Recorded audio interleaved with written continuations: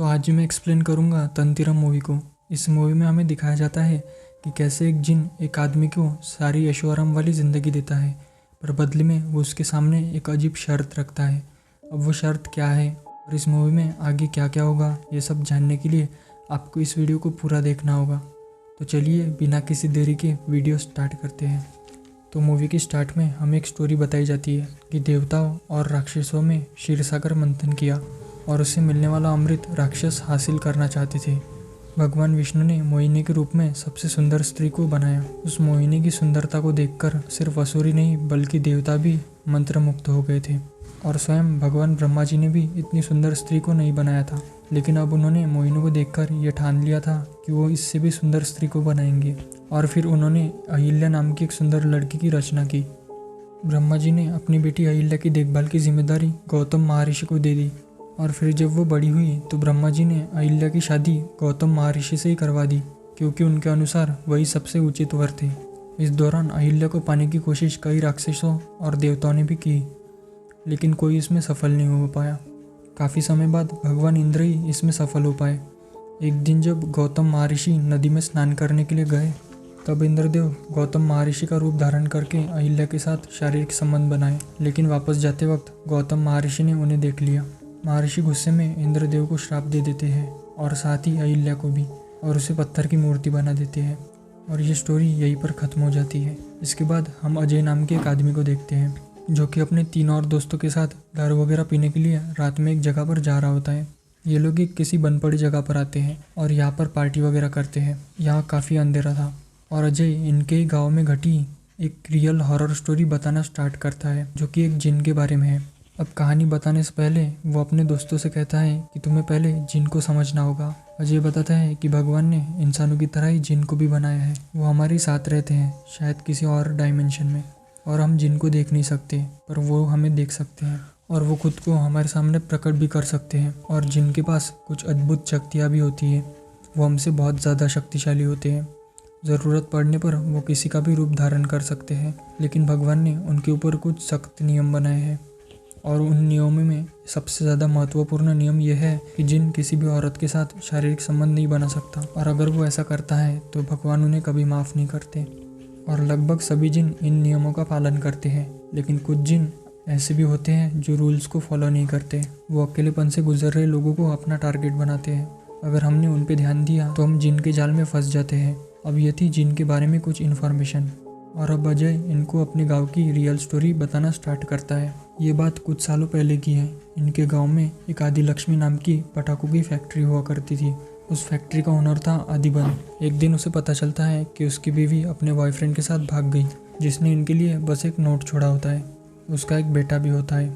फिर 1 साल बाद आदिबन उस गाँव से बाहर एक घर बनवाता है और वही दूसरी औरत के साथ रहने लगता है, ताकि वो अपनी बीवी को भुला सके। फिर कहानी यहाँ से 1989 में जाती है, जब आदिबन का बेटा बड़ा हो चुका है, जिसका नाम बाला होता है। पर उसके माँ के बचपन में उन हरकतों के कारण अब वो सभी औरतों से नफरत करता है। लेकिन फिर भी आदिबन उसकी ज़बरदस्ती शादी अलागिनी नाम की एक खूबसूरत लड़की से करवा देता है। पर अभी भी बाला उससे दूर ही रहता था, पर अलागिनी हर वक्त उसके करीब आने की कोशिश करती रहती थी। ऐसे ही कई दिन बीत जाते हैं। तब एक दिन जब वो अपनी फैक्ट्री में अकेला बैठा हुआ था, तो उसे वहाँ किसी की आवाज़ सुनाई देती है। बाला कहता है कि शायद कोई सपना है। वो आवाज़ कहती है कि ये कोई सपना नहीं है।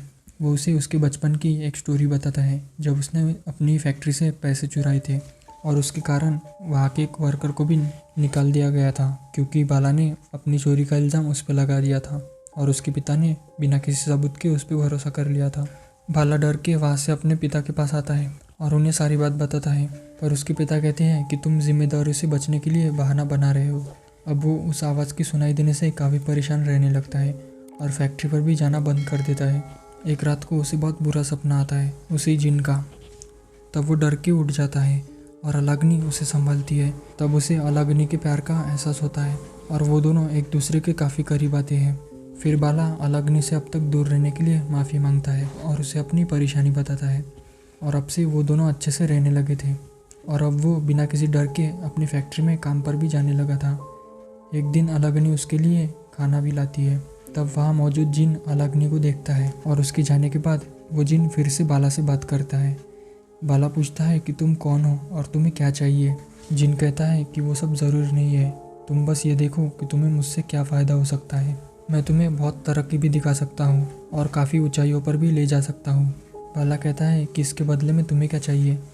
वो जिन कहता है कि ज़्यादा कुछ नहीं, बस तुम्हारी पत्नी का एक बूंद खून। पहले तो वो साफ मना कर देता है और वहाँ से चला जाता है और बहुत सोचने पर उसे लगता है कि एक बूंद खून से क्या ही फ़र्क पड़ेगा।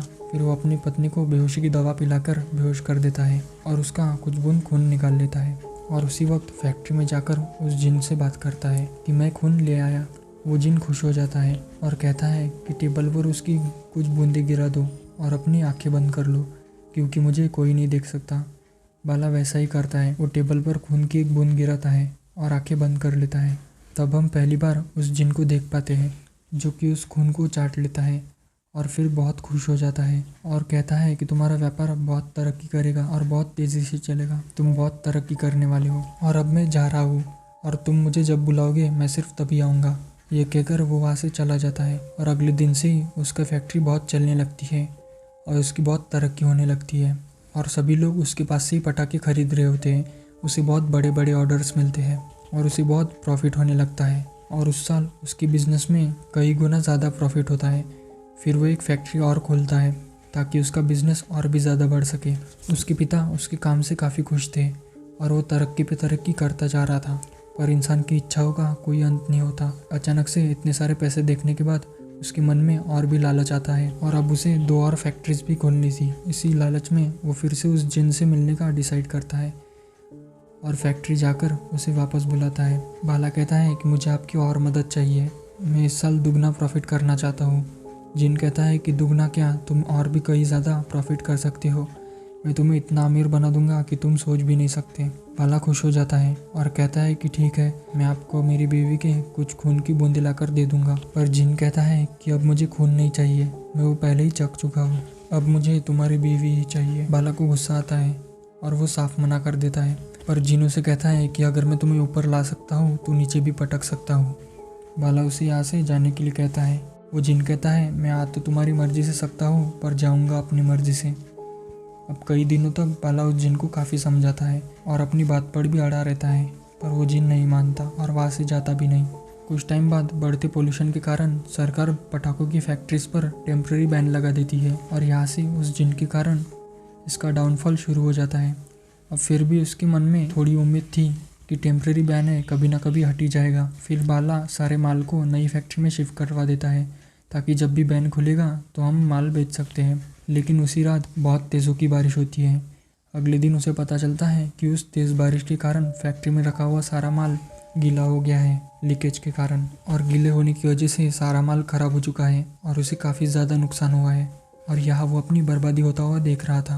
अब टेंशन की हालत में वो सीधा उस जिन से मिलने जाता है, पर वो जिन से कहता है कि तुम कुछ भी मांग लो पर अलाग्नि को छोड़ दो। जिन कहता है कि तुम इसे इतना प्यार करते हो और वो तुम्हारा फ़ायदा उठा रही है, लेकिन बाला को उसकी बातों पर यकीन नहीं होता। तो जिन कहता है कि ठीक है, उससे पूछो कि कैलाश कौन है। अब यहाँ से वो घर जाता है और अलाग्नि से पूछता है कि ये कैलाश कौन है।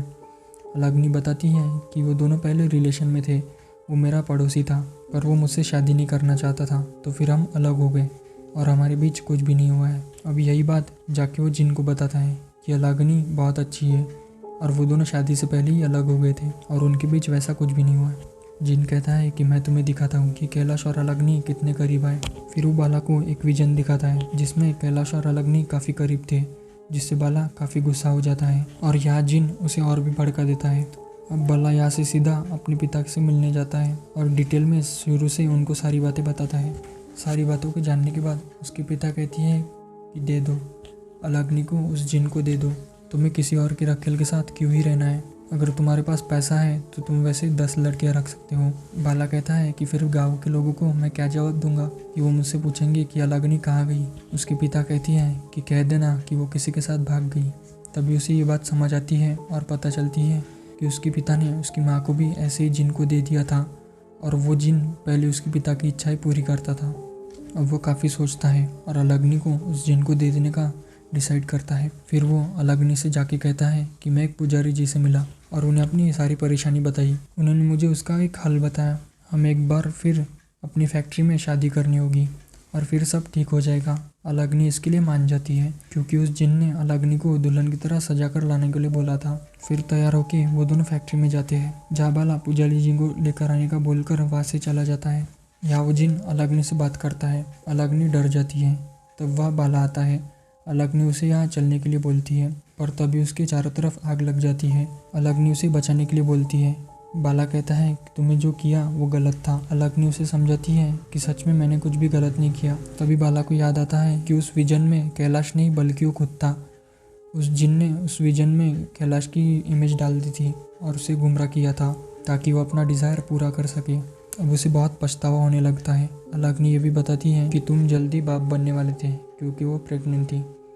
अब वो अलाग्नि से काफ़ी माफ़ी मांगता है और रोने लगता है पर अब बहुत देर हो चुकी थी। वो जिन अलाग्नि को वहाँ से ले जाता है और बाला बहुत टूट जाता है कि उसकी वजह से बेचारी अलाग्नि जिसकी कोई गलती भी नहीं थी वो मारी गई। अब गुस्से में वो सीधा अपने पिता के पास जाता है और उन्हें जान से मार डालता है क्योंकि ये गलत डिसीजन उन्होंने ही इसको लेने के लिए बोला था। और फिर डिप्रेशन में अपनी फैक्ट्री में फांसी लगा लेता है और खुद को ख़त्म कर देता है। और जैसा कि हम जानते हैं कि ये स्टोरी अजय अपने दोस्तों को दारू पीते हुए बता रहा था। उसके दोस्त उससे पूछते हैं कि वैसे वो फैक्ट्री हमारे गांव में कहाँ पर है। अजय उन्हें बताता है कि जिस जगह तुम लोग मज़े से दारू पी रहे हो ये वही फैक्ट्री है। अब उसके दोस्त काफ़ी डर जाते हैं और वहाँ से जाने लगते हैं पर तभी इनके सामने कोई आत्मा आती है जो कि जल रही थी और ये मूवी यहीं पर ख़त्म हो जाती है।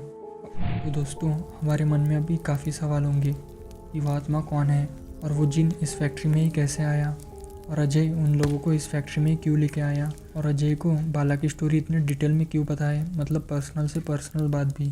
तो इन सब सवालों के जवाब हमें इसके सेकंड पार्ट में मिलेंगे जो कि अब तक रिलीज़ नहीं हुआ है। तो अगर आपको ये वीडियो पसंद आया है तो इस वीडियो को लाइक करें और इसका सेकंड पार्ट टाइम से देखने के लिए चैनल को सब्सक्राइब करके रख दें।